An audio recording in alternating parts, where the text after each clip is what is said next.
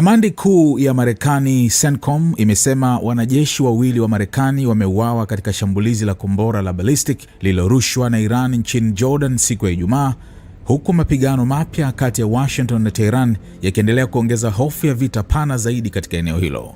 Katika taarifa yake, CENTCOM imesema wanajeshi hao wawili waliuawa wakati wakishiriki kujilinda dhidi ya mashambulizi ya Iran nchini Jordan. Mwanajeshi mmoja bado hajulikani alipo, huku wengine 4 wakijeruhiwa. Kwa mujibu wa CENTCOM, wanajeshi waliojeruhiwa walipelekwa katika hospitali nchini Jordan na baadaye kuruhusiwa.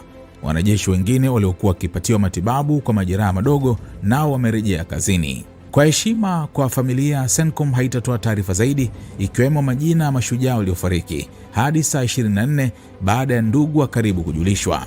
Taarifa hiyo imesema tukio hilo linakuja baada ya makubaliano ya kusitisha mapigano kati ya Marekani na Iran kuvunjika wiki iliyopita na kusababisha mzunguko mpya wa mashambulizi kati ya pande hizo mbili. Iran nayo imetoa onyo jipya kwa Washington kupitia taarifa iliyohusishwa na kiongozi mkuu Mojtaba Khamenei. Khamenei ameshtumu Marekani kwa kukiuka mara kwa mara makubaliano ya awali yaliyosainiwa na nchi hizo mbili, akisema hatua hizo zinaonyesha kuwa saini ya Rais Donald Trump haina thamani kabisa na haina uaminifu.